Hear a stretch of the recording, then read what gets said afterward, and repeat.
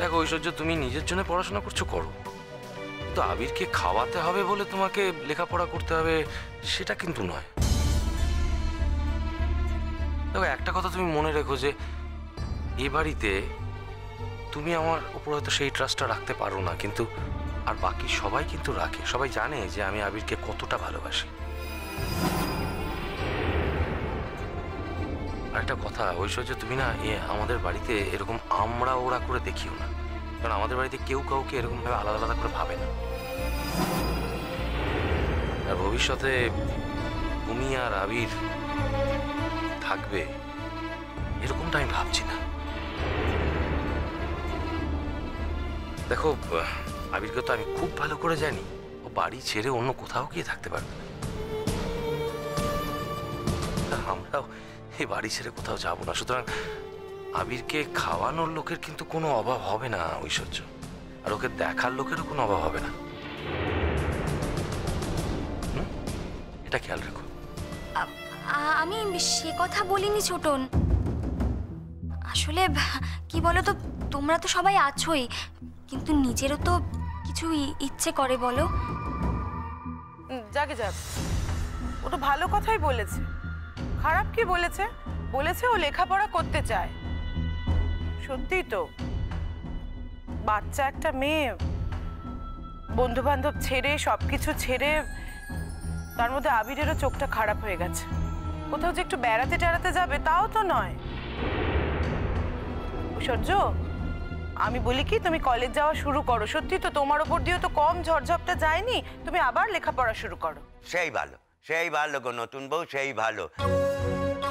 তুমি এখন ওই কলেজ টলেজে যাও, লেখাপড়া করো, আর ওই সরলার ওপর সম্পূর্ণ ভরসা করতে পারো গো নতুন বউ। একেবারে চোখ বুঝে ভরসা করতে পারো। ও আমার আবির দাদা বাবু এতটুকু অযত্ন হতে দেবে না, আর আমি রয়েছি না, এতটুকু অযত্ন করলে পরে আমি ছেড়ে দেবো, একদম হিড় করে টানতে টানতে বাড়ি থেকে বের করে দেবো না। হ্যাঁ হয়েছে হরি, অনেক শাসন হয়েছে। এবারে যাও, ওকে ওপরে নিয়ে যাও, আবিরের সঙ্গে আলাপ করিয়ে দাও। দেখো আবার আবির কি বলে। সে তুমি কোনো চিন্তাটি করোনি গো মা জননী, কোনো চিন্তাটি করোনি, আমি ঠিক আলাপ করে দেবো। এই চলো গো, চলো গো। হরি দাদা, বলছি তুমি একা গেলে হবে না, আমাকেও যেতে হবে।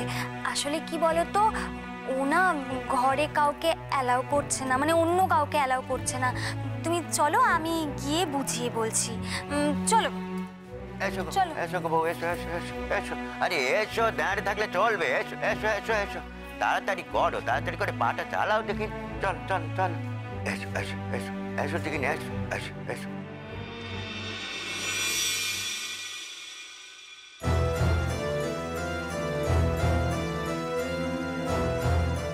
কি গো, চলো চলো ওপরে চলো।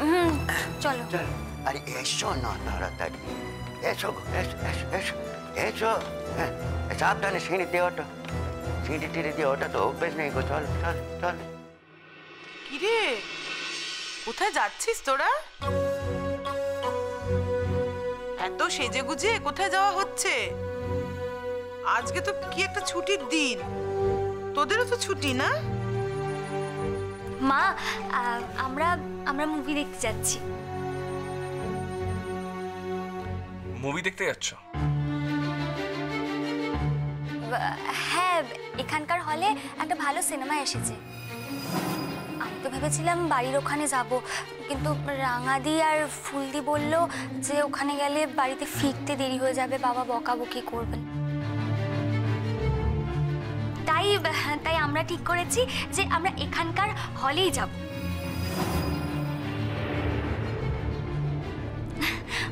মা, আমরা সিনেমা দেখে ফেরার সময় বাইরে থেকে খেয়ে আসবো প্লিজ। তোমাদের এই সমস্ত প্ল্যান কখন হলো? আসলে বড় মামু, ঐশ্বর্য বলছিল যে ওর বাড়িতে খুব বোর লাগছে, কোথাও তো বাড়ি থেকে বেরোনো টেরোনো হচ্ছে না, তাই ওই বললো, বায়না করলো আর কি, যে যদি আমরা একটু সিনেমা টিনেমা দেখতে চাই। তো তখন বললো যে যখন সিনেমা দেখতে বাইরে যাচ্ছি তখন একেবারে খেয়ে ফিরবো, তাই আমরা আর না করতে পারিনি বড় মামু। বাহ, খুব ভালো। তুমি বা ওর সঙ্গে এইভাবে কথা বলছো কেন? সত্যি তো, কি বা আছে ওর জীবনে? কোথায় বা যায়, কোথায় যাওয়ার সুযোগ পায়? ছেলেরা তো বিয়ের পর তাদের বউকে কত জায়গায় নিয়ে যায়, কিন্তু আমার ছেলেটা তো চিরকালের জন্য সেই উপায়ও বন্ধ। কতটুকুই বা বয়স বলো তো ওর? আর তাছাড়া ও তো একা কোথাও যাচ্ছে না, বাপের বাড়িতেও চলে যাচ্ছে না। তা অবশ্য ঠিকই। ও বাপের বাড়ি চলে যায়নি, একা একা যাচ্ছে না, বাড়ির দুই মেয়ের সঙ্গে যাচ্ছে। আমরা ধন্য। বাবা, তুমি এরকম করে কথা বলছো কেন? আর যদি তোমার নিজের মেয়ের জীবনে এরকম কোনো ঘটনা ঘটতো, তাকেও তুমি এইভাবে বলতে পারতে? তোমার জীবনে ঠিক কি হয়েছে ঐশ্বর্য? বাবা, তুমি এখন জিজ্ঞেস করছো আমার জীবনে কি হয়েছে? বাবা ছাড়ো না, ও যাচ্ছে যাক না, ও বাড়ি থেকেই বা কি করবে? ছাড়ো তো, তোমার প্রবলেমটা কি হচ্ছে? আর আমার দেখাশোনা করার জন্য তো অলরেডি একটা লোক রেখে দিয়েছো, তাহলে তার ফাংশনটা কি হবে? সবকিছুরই তো একটা সহবত থাকে আবির, সৌজন্য থাকে। যার স্বামীর চোখ কদিন আগে অন্ধ হয়ে গেছে, যার স্বামী প্রতি মুহূর্তে পরনির্ভরশীল হয়ে বাঁচছে, তার স্ত্রীর মনে সিনেমা দেখার আনন্দটা এর মধ্যেই জেগে ওঠা উচিত নয় বলে আমার মনে হয়।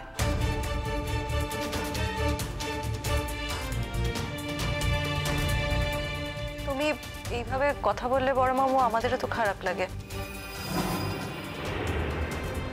সরি, তাহলে আর আমরা যাব না। আমি আমি তখনই বলেছিলাম নদী যে প্ল্যানটা করিস না। না না, তোমরা যাও। তোমরা যে প্ল্যান করতে পেরেছো, তখন এখন যদি না যাও তাহলে আমার সবচেয়ে বেশি খারাপ লাগে। প্ল্যান করা আর যাওয়ার মধ্যে পার্থক্যটা কি? এখন যদি তোমরা যাও বা না যাও, তাহলে পার্থক্যটা কি থাকবে?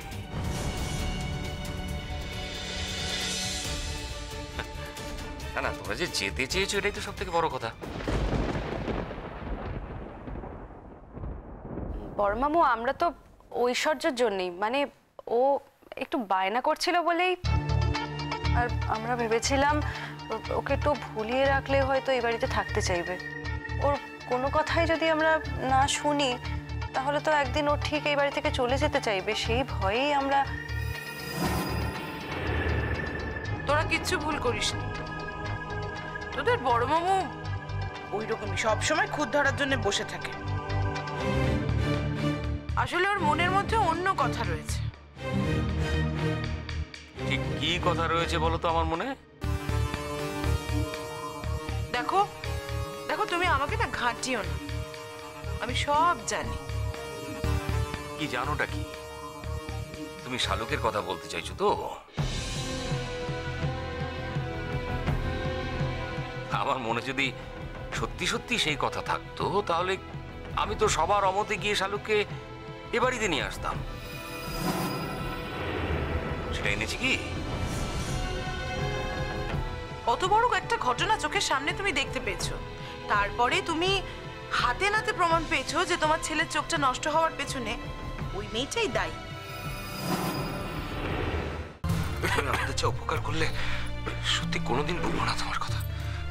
বেঁচে থাকো মা, ভালো থাকো, সুখে থাকো, বেঁচে থাকো। ও যদি আবি দাদাবাবুরে ঠিক করতে না পারতো না, তাহলে এখানে যারা সবাই রয়েছে সব থেকে বেশি খারাপ লাগতো ওরই। কি কি বললে তুমি? সব থেকে খারাপ ওর লাগতো? এবারে সবার থেকে খারাপ বেশি ওর লাগতো কেন? ও কে?